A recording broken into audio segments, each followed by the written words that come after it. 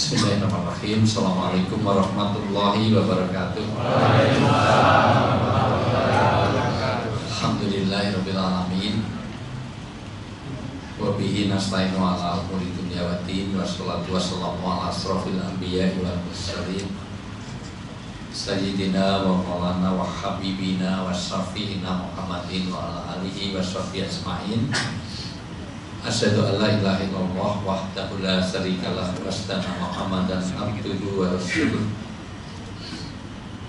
Qala Nabi sallallahu alaihi wasallam, asyamu nisfus sabr wa sabr nisful iman.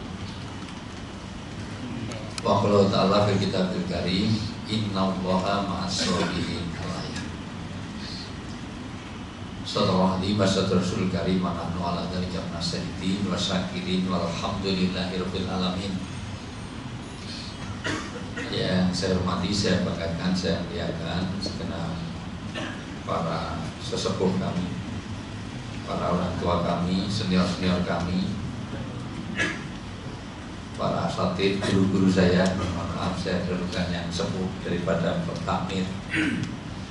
Karena dalam tradisi Jawa, sepuh ini asapnya lebih ampuh. Bahkan untuk ukuran keimanan,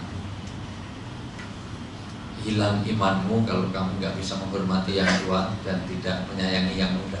Maka yang tua harus kita hormati dan kita dahulukan, karena kemungkinan besar juga akan mendahului kita. Kemungkinan besar,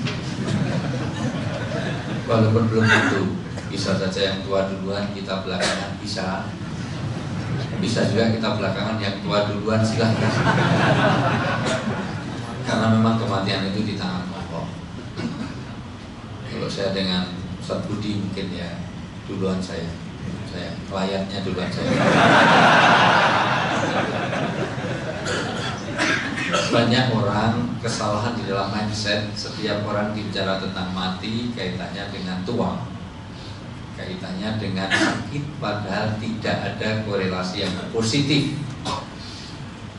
Tidak ada syarat kematian harus tua, syarat kematian harus sakit. Karena setiap ada mati, sakit apa? Gak ada hubungannya. Orang sakit itu bisa sembuh, bisa mati. Orang sehat bisa mati, raja-raja bisa mati. Orang rakyat jelata juga mati. Orang kaya bisa mati, orang miskin bisa mati. Mati itu kapan pun. Justru piramida kependudukan di Indonesia itu tidak normal, karena di population studies itu angka kematian di Indonesia itu nggak normal, karena lebih banyak menggelembung, nggak gendong, lebih banyak di usia remaja. Karena chance dan peluangnya lebih banyak usia remaja. Yang tawuran rata-rata juga remaja. Jarang tawuran nggak bisa terus antara panti jompo ini melawan. Yang kebut-kebutan juga remaja. Jarang anak remaja, gue siapa nenek sama kakek-kakek protekan nggak gitu. Yang overdosis rata-rata juga remaja.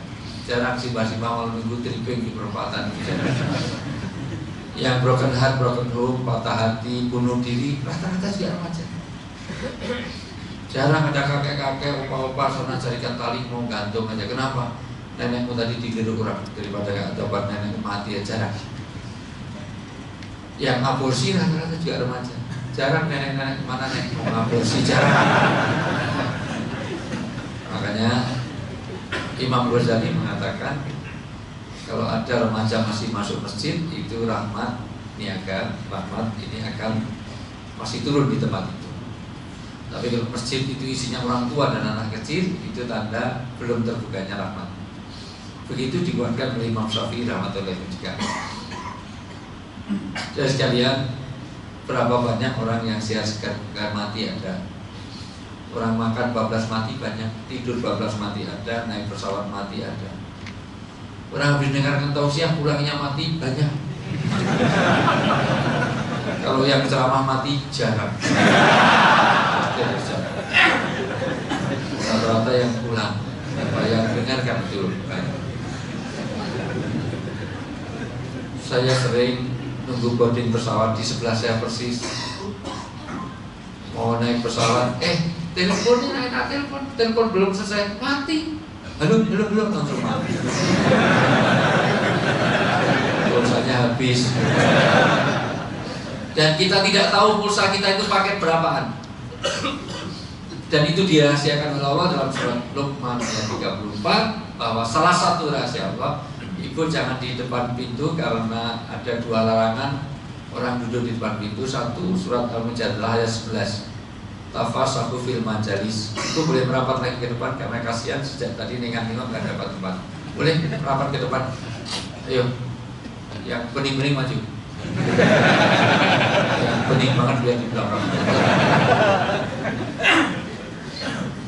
Ya, karena sejak tadi nengok-nengok nggak dapat tempat duduk. Yang kedua, surat Al-Qalam ayat 13. Janganlah kalian menjadi mana'il khair. Allah melaknat orang-orang yang menjadi penghalang kebaikan.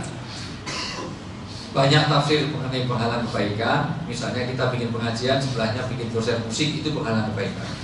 Tapi juga diantaranya secara fisik, orang duduk di depan pintu majelis ilmu karena orang mau masuk itu terhalang, sehingga melompati budak-budak sahabat itu juga jadi penghalang.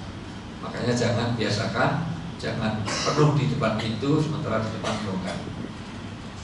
Yang sadaran ditukar, itu yang boleh sadaran yang KTP-nya sudah seumur hidup baru boleh. Yang sudah menjelang menopause lah boleh. Masih muda-muda sandaran yang tua malah suruh. Ya sekalian, kematian itu kapanpun.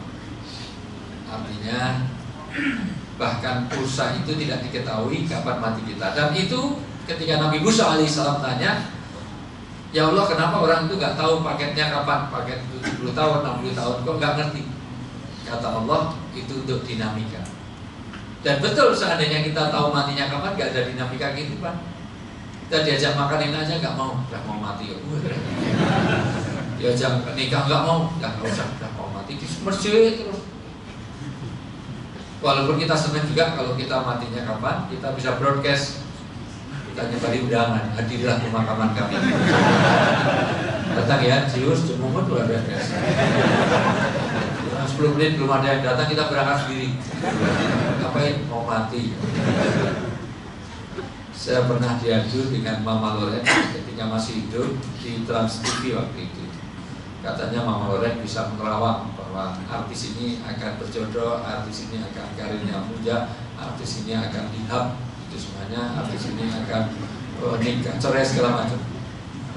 Begitu sampai ke saya, sebelumnya ditanya, saya tanya, Mama Loren tahu nggak matinya di mana?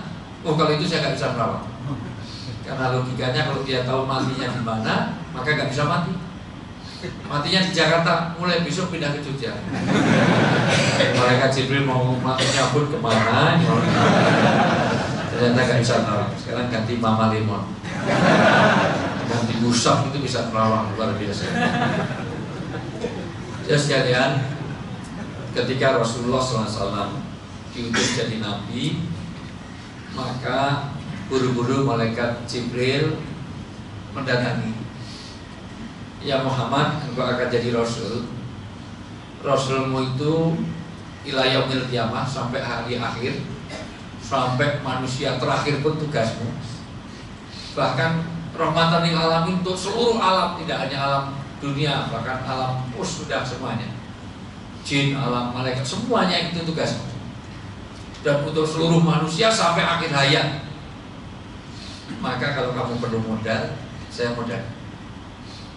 Allah tawarkan kepada kamu, pasir yang di depanmu akan saya sulap, akan saya doakan, minta Allah untuk jadi mutiara, sehingga modal jadi kenabian sebagai cash flow yang mempunyai. Dan gunung Uhud akan saya jadikan emas. Rasulullah buru-buru. Kalau itu kau lakukan, kau inginkan, Sulaiman juga jadi nabi saya bekal itu. Dan raja-raja dulu nabi-nabi juga ada yang punya bekal. Nabi Yusuf pun ketika menderita, tapi dimudahi juga jadi pejabat. Maka kata Rasulullah, saya ingin mengikuti milahnya Nabi Ibrahim. Saya ingin jadi, kamu ingin menjadi mulkan nabiya atau abdan nabiya? Nabi yang kaya raya jadi raja atau nabi yang rakyat biasa? Kata Nabi, aku ingin jadi abdan nabiya, yang sehari bisa makan, sehari bisa kadang-kadang kurang makan. Loh kenapa? Karena itulah yang harus dilakukan umat akhir zaman untuk sayap menuju surga.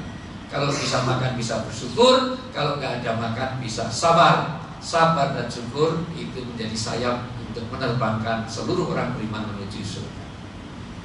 Sayangnya mengenai kesabaran ini ada salah kaprah. Di Indonesia ini sabar itu artinya tidak marah. Kamu kok tidur gonta-ganti pasangan gimana? Bapakmu nggak marah? Enggak, bapak saya itu sabar. Ini anak saya 6 tuh anak pertama semua. Ini juga cabang di mana-mana, selalu nih satu lubang rame-rame luar biasa. Enggak marah, bapak saya itu sabar. Itu bukan bapak sabar, itu bapak geblek, bapak pocong nggak jelas. Justru yang sabar harus marah. Dan kesabaran ini sering sekali dibikin peta kopi untuk atau untuk apa ya? Untuk excuse untuk orang-orang bisnis travel dan umroh dan haji. Kalau ada apa-apa terlambat, ada pelayanan kurang, haji itu harus sabar. Hotelnya jauh, haji itu harus sabar. Padahal janjinya dekat. Dan inilah orang Indonesia, pinter ngeles. Sampai-sampai kemarin saya terlibat oleh orang yang mau cetak undangan minal aidin wal faizin itu banyak. Saya tanya, kalau ini mau benar, sebetulnya benar nggak sih habis puasa mengucapkan minal aidin wal faizin?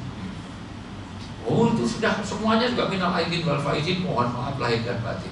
Boleh nggak saya luruskan? Ada 2 kesalahan. Satu, Rasulullah dan sahabat nggak pernah habis puasa mengucapkan minal aidin wal faizin. Rasulullah mengucapkannya taqabbalallahu minna wa minkum. Minal aidin wal faizin itu ucapan ketika orang pulang perang. Kamu pulang dalam keadaan menang, kembali menang, atau kembali kepada Allah dalam keadaan sahih fisabilillah. Oh, tapi kita kan juga habis perang. Perang apaan? Perang apa nafsu sebulan suntuk. Alah, enggak. Mana kalau memang perang? Karena persiapan perang enggak. Orang kalau persiapan mau perang harusnya persiapan ibadah sebulan. Tapi persiapannya di Tamrin City, di Mangga 2 sama di Tanah Abang.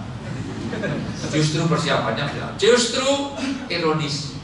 Puasa ini mengajarkan pesan kesederhanaan. Justru di puasa ini demand minimal anggaran kebutuhan rumah tangga meningkat 3 kali lipat. Yang biasanya nggak ada malah diada-adakan. Bahkan nggak biasa ada cola, ada semuanya masuk, cola, bakso, soto, jamu, semuanya sampai mentok di dalam. Euforia. Hanya diganti. Biasanya makan siang diganti makan malam, tapi jamak aja takdir nggak dikosong. Maka sering orang ini malah peningkatan gizi dan income-nya intake-nya lebih banyak. Karena malah nambah segala macam. Jadi sebetulnya agak sedikit bohong, karena sebetulnya justru seharusnya boleh orang itu mengeluarkan banyak harta untuk sedekah. Tapi cenderung kita zakat kita banyak ke zakat mal atau zakat mall. Kalau ke mall kalau memang besar, tapi kalau ada kotak infak beredar cari yang besar apa yang kecil. Kecil, alhamdulillah puasanya hebat, jujur. Tapi pelit. Masukkan saku, keluar 10 ribuan sama ratusan ribu. Kira-kira yang dimasukkan kotak infak yang 10 ribu apa 100 ribu? 10 ribu. Begitu dimasukkan, dicolek oleh bapak-bapak di belakang itu. Mas, dikasih 100-an ribu. Diambil, masukkan kotak infak. Tapi penasaran, loh hebat, bapak ini biasanya kerjanya apa kok? Infak Jumatan aja 100 ribu. Itu tadi bukan uang saya, itu uang nanti tadi jatuh di situ. Langsung berdiri itu bawa kotak infak. Nyari ketua takmirnya, Pak Budi tolong dibongkar, ada ratusan ribu punya saya. Begitu dibongkar kaget, baunya balsem. Ternyata ada koin bekas kerohan dimasukkan. Kasihan, uang ratusan ribu itu hanya gagah di dunia, tapi jarang ditemui di surga nanti. Yang banyak di neraka. Kasihan jadi uang 100 ribu. Yang banyak itu uang 5 ribuan, 2 ribuan itu malah banyak. Dan sekalian yang kedua, kesalahan minal aidin wal faizin, mohon maaf lahir dan batin, itu seolah-olah minal aidin wal faizin itu bahasa Arab, artinya mohon maaf lahir dan batin, padahal itu gak ada hubungannya. Minal aidin wal faizin kok terus mohon maaf lahir dan batin. Itu ibarat ada keset bahasa Inggrisnya welcome. Tolong dibuka di welcome. Bos welcome. Keset itu welcome. Kalau ada pom bensin itu no smoking. No smoking. Kalau ada anduk itu good morning. Nah, jadi good morning adalah anduk, keset adalah welcome. Inilah kesalahan. Tapi gak apa-apa, meskipun itu menggradasi dengan masuknya banyak SMS, WA, BBM mengenai ucapan minal aidin wal faizin ini yang dikayakan provider dan tidak mewakili. Sampai kadang-kadang itu biaran itu SMS, mau saya bikin diri aja balik ke saya. Ini bikin saya kok balik saya, padahal kesalahannya, mau kesalah ketik aja nggak diperbaiki. Ini mungkin saya bikin beda dengan yang lain, rata-rata sebening embun, bikin tidak gitu. Masih lumayan agak panjang-panjang. Kadang-kadang kepada orang tua, pada tafasur, jadi orang yang musafahah antara anak kepada orang tuanya, itu dengan jabat tangan sungkem itu berguguran dosa dari celah-celah jarinya. Tapi sekarang dengan musim mudik begitu ramai, nggak mudik cuma SMS 3 kata aja. Maafin ya Pak. Terus bapaknya jawab, oke.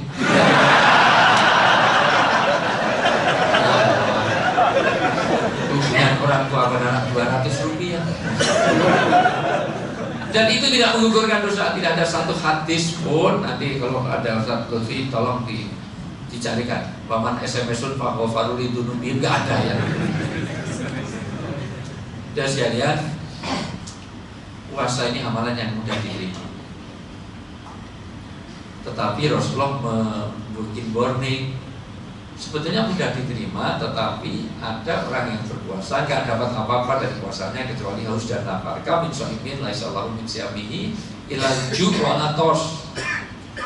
Kamu jumpai orang yang berpuasa, dia dari puasanya nggak dapat apa-apa kecuali haus dan lapar saja. Karena puasanya tidak membentuk sifat-sifat imaniyah. Karena puasanya tidak membentuk sifat-sifat takwa. Jadi dia tidak meningkatkan derajat takwanya dalam berpuasa. Kecuali haus dan lapar saja. Puasanya sah, tapi nggak dapat nilai. Seperti ibu, bapak semuanya itu ya boleh masuk mall, tapi nggak punya uang. Ngapain? Ke mall nggak bawa uang. Ini contoh yang paling mudah. Karena ibu-ibu dan sebut mall, masya Allah. Karena stresnya wanita itu hilang kalau dibawa ke mall. Maka bapak-bapak gampang, kalau ada istri kok stres, ajak ke mall, insya Allah stresnya hilang, pindah ke bapak. Dia bisa tawaf itu seharian kok, dan itu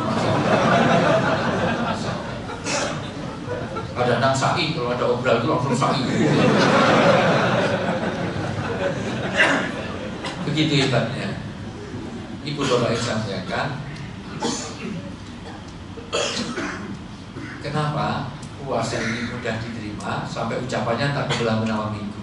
Maka boleh saya review dulu supaya setback sebentar untuk mengantarkan tentang nilai kesabaran. Karena puasa ini nggak bisa untuk pamer, nggak bisa untuk show off, nggak bisa difoto, nggak bisa disunting. Kalau sholat bisa, sholat itu biasa-biasa di belakang ada calon mertua dibikin khusyuk.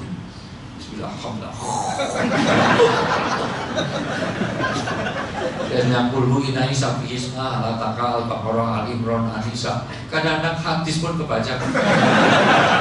Dalam zawarin aminan Nabi Hurairah. Hadis kok dibaca.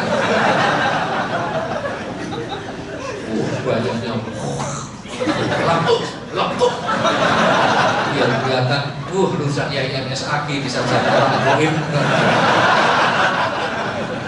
Padahal kalau sholat sendiri tentul gedeng belas.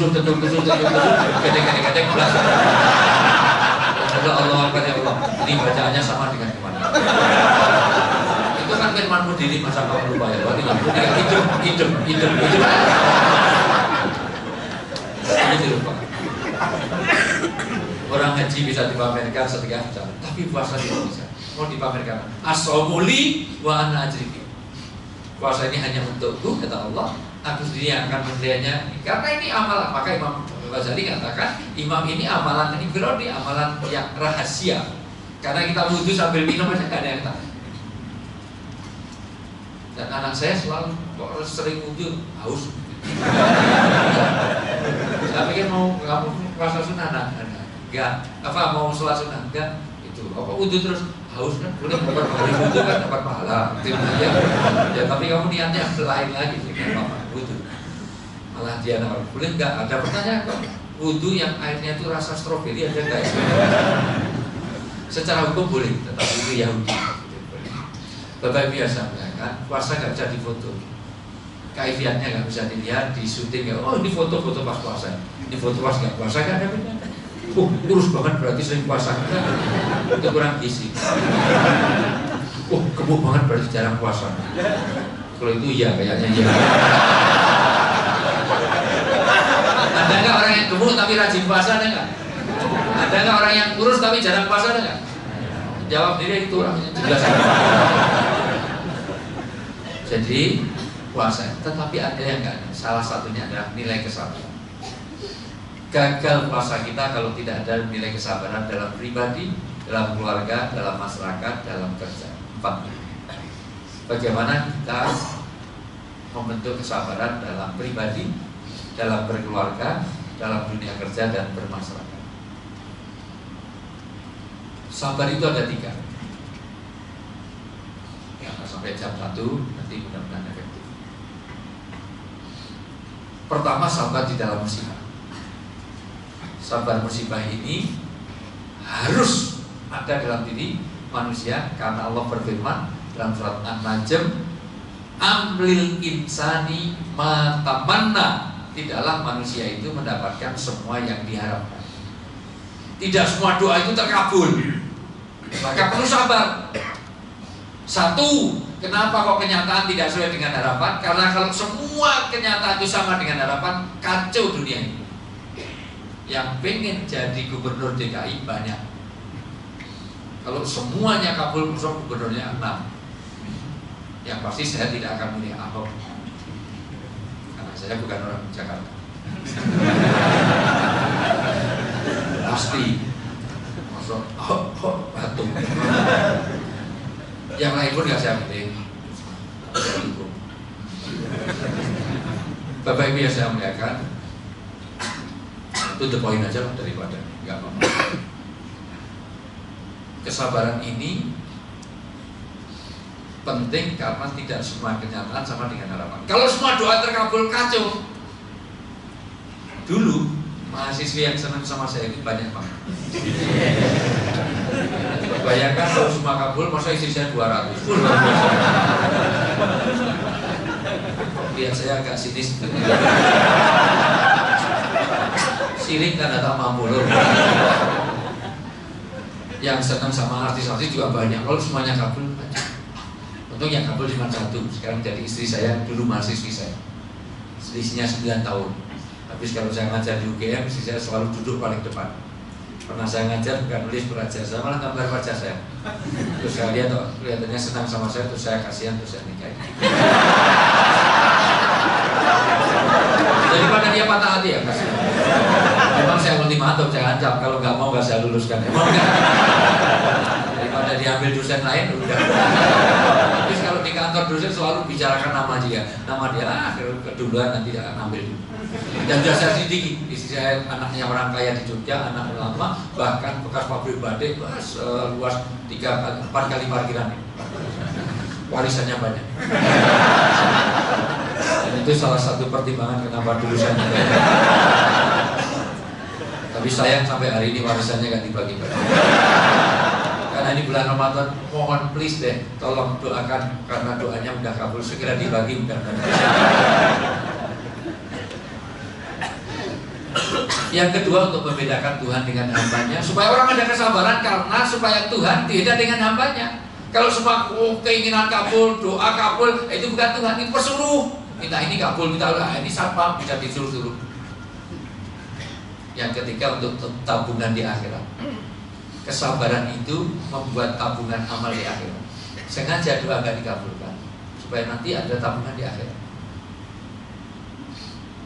Yang berikutnya kadang-kadang sudah dikabulkan, tapi butuh kesabaran karena tidak sesuai dengan kita harapkan. Atau pada orang yang berkaitan, kita minta uang yang banyak, bukan dikasih uang, rezekinya dalam bentuk apa? Anak kita sehat, istri kita nurut, suaminya hilang galaknya. Karena kadang-kadang harta yang banyak itu sudah hilang berkahnya. Kalau punya anak kena narkoba, anak maksiat. Sesakit-sakitnya orang tua kalau didurhakai anak. Istrinya mental, bawel, cerewet, trikis, makanya banyak tidurnya betah, ngorok, kentutan, ngelorak, ngantuan. Suaminya galak setengah mati. Istri cerewet, istri ngantuan aja sudah nggak nyaman. Saya punya teman dosen kemana-mana nggak pernah bawa istri karena istrinya ngantuan, pelor, nempel semua. Pokoknya masuk mobil dulu rata-rata 4 pertanyaan hanya 2 yang terjawab. Kemana nih? Ke mall. Beli apa? Pernah arisan dosen di tempat saya, semuanya udah pulang. Masih ada, saya udah ganti baju mau tutup pintu loh. Kok ada orang ngirawiri di depan mondar-mandir. Ngapain Pak? Nyari istri. Loh, istrinya kemana? Hilang. Itulah pentingnya punya cadangan Pak, saya bilang.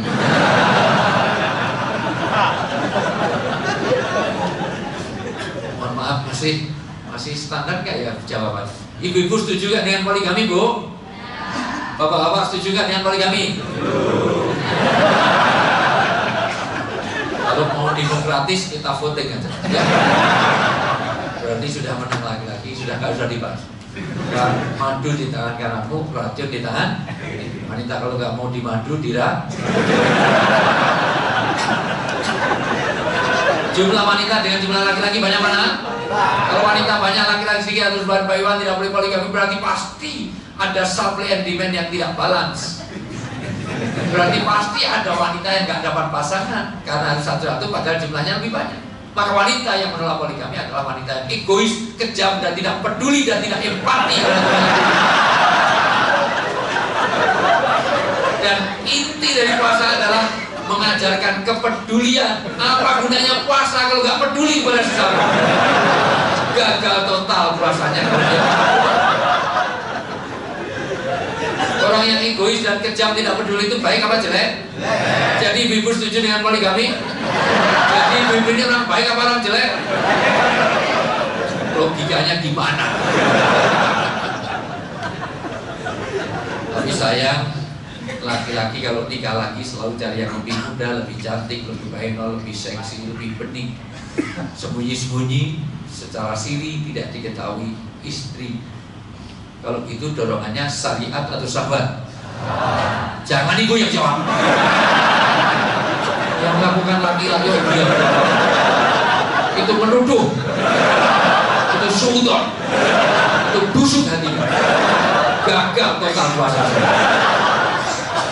Apa artinya puasa tapi hatinya masih suka suudon? Walaupun memang laki-laki suka egois, betul nggak Bu? Suka menang sendiri, betul nggak Bu? Suka merasa super, betul nggak? Makanya saya nggak suka sama laki-laki. Berapa kali saya suruh tidur tempatnya Saiful Jamil, nggak mau. Ya sekalian, sabar yang pertama, supaya poinnya sampai dulu. Sabar yang pertama, ada 3 sabar itu. 1, sabar dalam musibah, apapun yang tidak sesuai dengan kenyataan, itu perlu sabar, terutama suami istri. 2, sabar di dalam ketaatan. Orang berbuat ketaatan itu harus sabar. Baca Quran harus sabar. Rata-rata itu kita sudah nggak sabar. Apalagi udah pertengahan begini nih, sholat jamaah udah nggak sabar.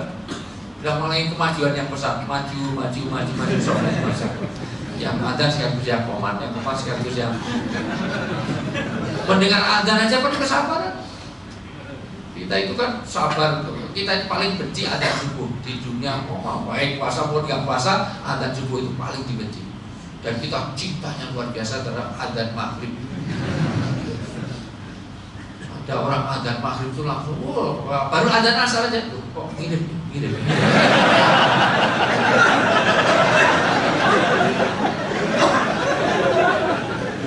Sampai cari pengumuman pemerintah perintah, langsung ke praktek dokter, langsung jam 4 langsung makan.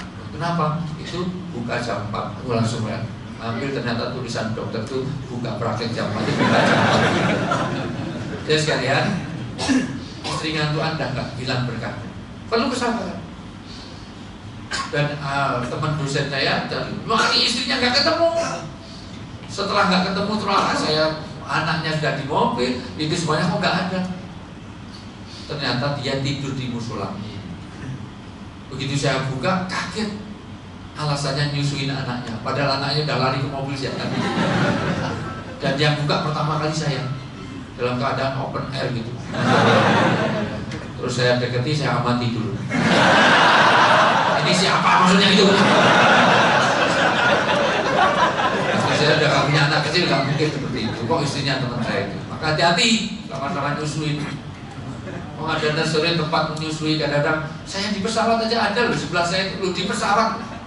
Ini dilihat ya gimana, nggak dilihat ya. Nyusui di angkot, bikin masalah. Anaknya rewel. Kalau nggak mau saya kasihkan om. Kalau nggak mau, akhirnya penumpangnya itu harusnya turunnya itu cuma di Casablanca sampai Cengkareng. Itu pun berdiri, ibu itu yang jelas jadi mau ngasih apa. Kesabaran yang pertama ini kaitannya dengan Nabi Ayub alaihissalam. Udah, kesabaran yang kedua Nabi Ibrahim, sabar dalam taat itu Nabi Ibrahim, sabar tidak maksiat itu Nabi Yusuf alaihissalam. Pelan-pelan mari kita bahas supaya poinnya sampai. Jam-jam ini masukkan ilmu tidak mudah, maka harus ditertin sedikit, mohon maaf. Pertama, sabar dalam musibah dialami Nabi Ayub alaihissalam. Nabi Ayub alaihissalam ini lama, udah luar biasa, dia mengalami paceklik, musim kering yang berkepanjangan, bahkan gagal panen, THR nggak keluar, deflasi luar biasa, bahkan masya Allah ancaman PHK di mana-mana. Semuanya dalam keadaan krisis ekonomi yang luar biasa. Sudah gitu sakit, tapi di tengah-tengah sakit ditinggal istrinya. Istrinya tidak sabar. Dan ternyata di abad sekarang ini di Jakarta saya jumpai banyak sekali wanita-wanita tipe Bu Ayub model sekarang. Ibu Ayub ini banyak. Ada uang abang disayang, nggak ada uang abang. Luar biasa, pelakunya ada di situ, jawab dulu. Jujur, ibu kalau mau nyuci baju suami, di sakunya ada uang, ibu ambil apa serahkan suami? Oh, maling.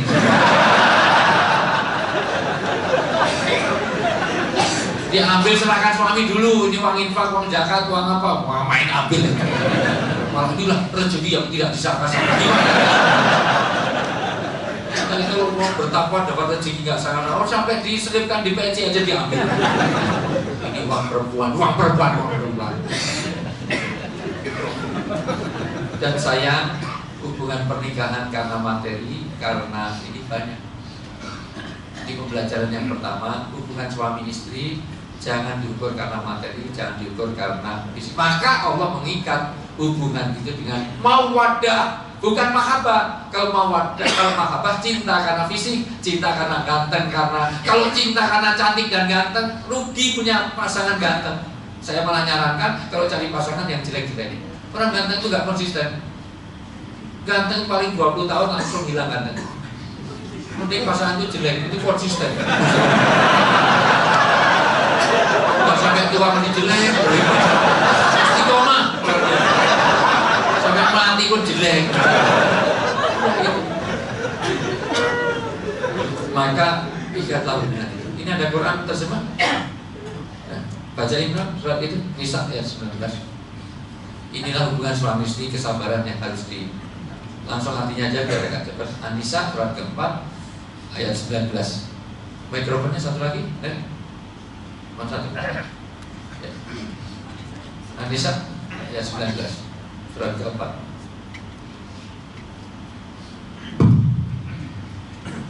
Langsung artinya, Arabnya kelamaan. Ikro belum jadi dua.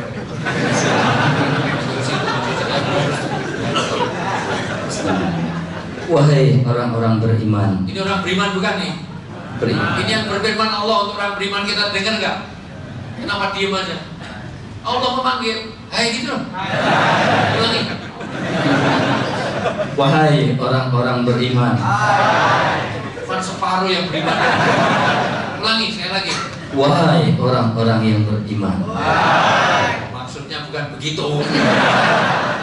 Nanti baca Quran, hei juga ya Allah, hei juga ya Allah. Ayat ini ya ayyuhalladzina amanu, ini ayat Madaniyah, diturunkan di Madinah, atau kalau diturunkan di Mekah setelah Fathu Mekah. Ayat Madaniyah. Dua ayat ini ada stressingnya. Kalau ayat ada nidah, ada khitabnya ya ayyuhalladzina amanu, berarti ada penekanan. Ketika ayat ini mengenai hukum, maka tolong diperhatikan. Maka saya suruh pulang supaya tidak masuk kuping kanan, keluar kuping kanan lagi, belum masuk udah keluar lagi. Wahai orang beriman. Satu, Tidak halal bagi kamu mewarisi perempuan dengan jalan paksa. suami-suami jangan suka maksa-maksa istri. Tolong, ayat ini jarang diterangkan ulama karena ulama laki-laki. Ini hubungan suami istri supaya ada kesabaran. Terus, Dan janganlah kamu menyusahkan mereka. suami-suami jangan nyusahkan istri. Jujur. Sigot taklid yang ditandatangani di buku nikah, setelah nikah saya akan wasiruhunna bil ma'ruf, mempergaulinya dengan cara baik, tidak menyakiti hatinya, jangan menyakiti badannya, beri nafkah batin. Kalau 3 bulan aman, 6 bulan aman agak jatuh, maka jatuhlah talak 1 pada bayar 10.000 dewan kepahan masjid. Itu ada di halaman pertama buku nikah. Sekarang itu ditandatangani, itu janji. Sekarang kalau suami nikah lagi, ibu senang apa susah? Sakitnya di mana? Di sini lah, bos, sini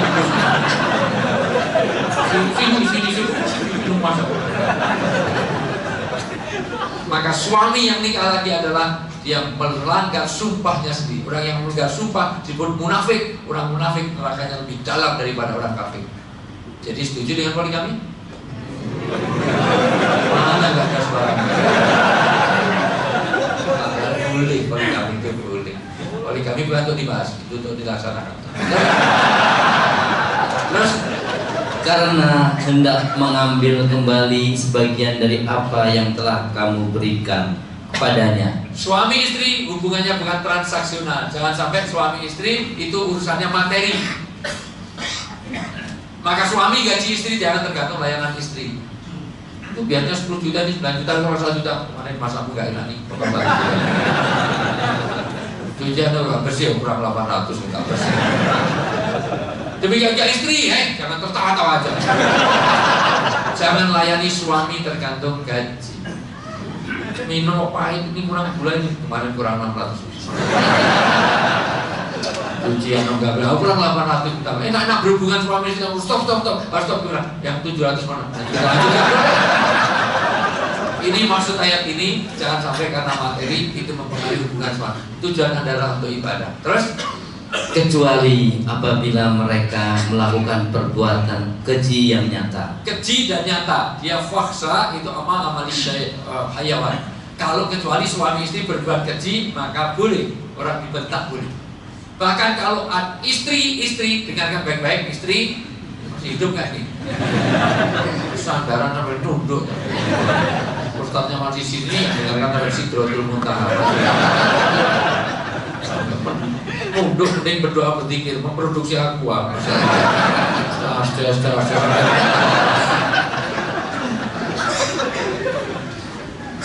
Saudara sekalian, istri boleh mencuri harta suami kalau suaminya pelit. Adalah hindun. Dalam hadis riwayat Muslim, datang ke Rasulullah, ya Rasulullah, gue tahu suami, gue tahu yang jodohkan aku. Abu Sufyan orangnya kaya, ya tahu, maka saya jodohkan kamu dengan Abu Sufyan karena tahu Abu Sufyan kaya. Tapi pelit, dia tidak cukup memberi belanja padaku. Setiap hari menunya 5K, karak kerupuk, kecap, paling batas stereo sego setengah tipis separuh ya. Maka saya kurus kering. Kadang-kadang saya ngambil uangnya untuk belanja saya. Kata Rasulullah, ambillah uangnya tidak hanya untukmu, tapi juga untuk anak-anakmu. Hadis riwayat Bukhari dan Muslim. Muttafaqun alaih, sahih. Maka istri boleh mencuri. Begitu itu langsung perhatian banget sih menyuri. Kalau suaminya pelit. boleh. Tapi untuk basic need, untuk memperbelang kalung cincin biasa kan wanita punya cincin, suruh nyanyi apa tolong alban, tiwara.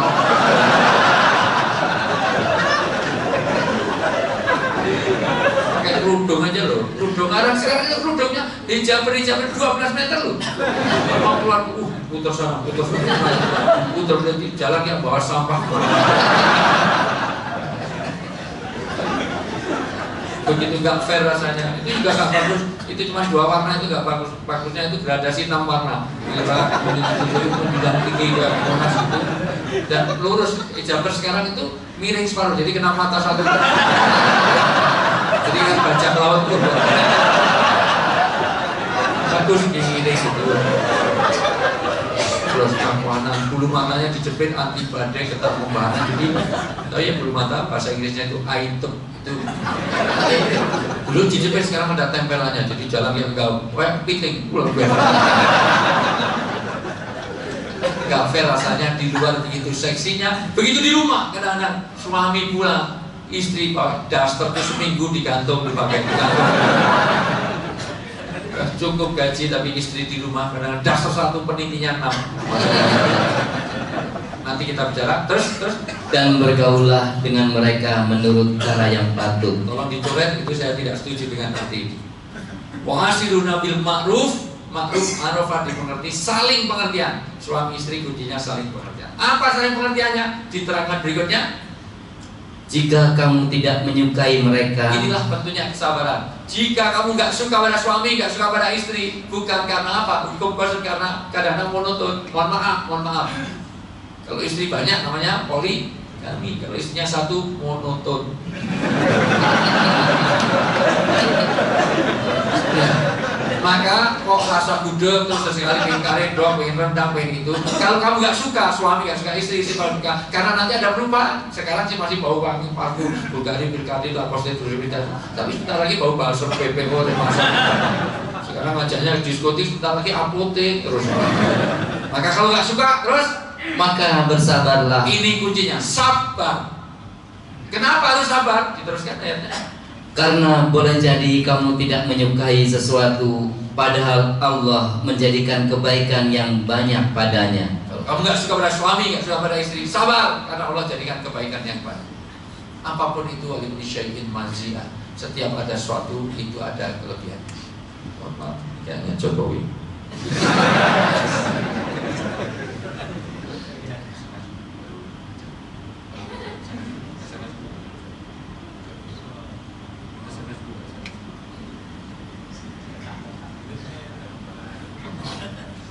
Saya kalau udah komitmen begini nih, saya dipanggil Jokowi pun nggak mau. Serius. Sama saya bukan Jokowi. Sampai saya Jokowi.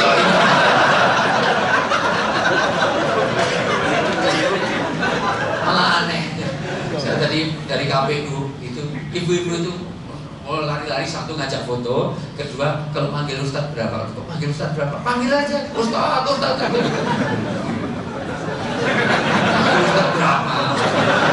Sekarang panggil Ustadz gitu. Yang aku saya dipanggil Jokowi, malah saya dipukuli banyak orang tadi.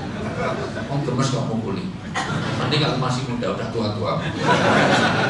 Dia sekalian ada. Jadi kalau orang ini mohon maaf, sabar, ini dalam keluarga. Yang jelas belum gimana jam 1 kelihatan. Sabar dalam ketaatan, nanti kita bahas lain kali tentang Nabi Ibrahim alaihissalam. Lama gak punya anak, sabar. Akhirnya kesabarannya berbuah. Robbi habli minas sholihin. As-Sofat ayat 100. Nabi Ibrahim berdoa dan Allah kabulkan kesabaran itu. Hamil. Dan begitu hamil, diuji kesabaran untuk taat lagi. Kamu ikuti perintah Allah, taat. Untuk apa? Pergi ke Yordan, tinggal istrimu. Diwadin di Zar'in, di satu tempat yang tidak ada sebab-sebab kehidupan. Sudah wanita hamil sendirian, gak dapat deposito, gak ada handphone, gak ada sinyal, gak ada pulsa. Padahal itu udah masalah banget. Pulsa gak ada itu, karena dulu Ustaz Zainuddin tantangan akhir zaman itu karena 3 tahap harta, tahta, wanita. Kalau saya 4 patah, harta, tahta, wanita, dan kuota. Kuota internet itu luar biasa. Kalau udah kuotanya habis, kiamat. Makanya mama minta pulsa. Itu mau minta saham juga udah jadi ketua partai. Udah nggak saya sebenarnya. Sudah sekalian, jadi intinya adalah betapa kesabaran. Begitu pulang diuji kejabaran, sudah punya hamil ditinggal, umur 94 tahun hamil. Doa memungkinkan apa yang tidak mungkin. Perbanyaklah doa untuk menguji kesabaran, karena memungkinkan apa yang tidak mungkin. 94 tahun hamil, Masya Allah. Pernah ibu lihat mau kemana nek? Umurnya 90 tahun, mau ngaborsi, gak mungkin. Mau nengok kelahiran siapa? Nenek tadi melahirkan umur 94 tahun hamil. Begitu pulang sudah besar, suruh nyembelih. Tapi luar biasa, ini pendidikan. Istri yang taat, anak yang sabar luar biasa, mau disembelih taat pada orang tuanya. Sekarang sulit didik anak seperti Ismail, itu susahnya luar biasa. Sabar yang ketiga adalah Nabi Yusuf alaihissalam, kesabaran untuk tidak maksiat, sabar dalam musibah, sabar dalam taat, sabar untuk menolak maksiat. Nabi Yusuf muda diperkosa wanita, gak mau. Kalau Yusufnya sudah tua gak mau pacaran, belum nikah, masih muda. Kalau udah tua, ayo Mbak Yusuf, layani aku Mbak. Gak kuat nak wajar. Yulekanya cantik, masih muda. Kalau Yuleka kayak ada yang di depan ini, maaf. Kalau Yulekanya kayak itu gak mau wajar. Yang tersinggung, memang kadang-kadang kenyataan itu pahit dirasakan. Cantik Miss Wood, raja kecantikan di Mesir itu diperisi raja karena memang raja kecantikan. Miss Wood, dia itu luar biasa seksinya, nggak bisa saya bayangkan itu. Warnanya putih, mulus kayak neon. Masih muda, cantik, masih muda, masih perawan. Loh kok perawan? Punya suami, suaminya nggak ngumpuli. Karena tradisi Arab itu kalau udah nikah terus pertumbuhannya melebar, nyampe kalau sudah punya anak. Makanya banyak pelecehan seksual oleh orang Indonesia karena orang Indonesia itu habis melahirkan masih pakai stocking, kursus segala macam sehingga masih seksi. Kalau sana langsung pertumbuhannya luar biasa. Tapi luar biasa Nabi Yusuf bisa. Padahal Nabi Yusuf sepi. Kalau banyak orang wajar lo nggak mau sepi. Kok dirayani paling 15 menit selesai. Seandainya Yusufnya adalah orang Niagara, Pak. Saya nggak bisa bayangkan. Udah nggak ada lagi surat Yusuf, nggak ada lagi. Dalam surga luar biasa kayak apa? Dan tahu kalau mau di penjara, yang salah jelas-jelas Yuleka, tapi yang dibela Yusuf, dan Yusuf tahu. Karena Hosea Kaliki, Sulman Faris, segala macam udah mulai lupis semua pengacara dan ahli siasat sudah dipegang oleh Yuleka karena dia permis. Nanti walaupun saya salah, tetap yang di penjara harus Yusuf. Begitulah penyakit kekuasaan. Inilah Bapak Ibu yang telah menjadi. Kalau kita ini sudah punya kuasa, walaupun salah ingin menang. Demikian juga suami, kadang-kadang jelas salah, tapi tidak mau kalah dengan istrinya. Walaupun saya yang salah suami. Maka nasihati suami itu sulit. Maka suami kuncinya pandai-pandailah mendengar keluhan istri. Karena kepuasan seorang istri itu kalau keluhannya didengar, biarkan dia nangis sepuasnya. Walaupun dia cerita sudah 12 kali, anggaplah seolah-olah baru pertama kali itu dengar. Oh gitu ya? Padahal rekamannya masih ada. Biarkan dia nangis. Karena kalau istri gak didengar curhatnya, nanti dia akan cari suami orang untuk dengarkan. Anehnya para suami sekarang ini, kalau istrinya orang mau curhat, didengarkan, detail sekali. Begitu istrinya yang cerita, gitu aja ceritain. Kayak anak kecil, tidak bisa. Senyum-senyum pasti ngalami. Biarkan istri nangis sampai kepuasan istri kalau nangis di dekapan suami. Sampai tetes air mata yang habis, kalau perlu habis, kasih air lagi. Maka gagal puasa kita kalau tidak memperbaiki hubungan rumah tangga. Mudah-mudahan keluarga kita jadi keluarga sakinah mawaddah. Anda buat kesabaran, jangan ada perceraian, jangan ada perselingkuhan, jangan ada orang yang nikah lagi karena sahabat tadi. Dan karena saya juga komitmen sama istri saya tidak akan menduakannya, tidak akan menyakiti hatinya kecuali takdir bicara.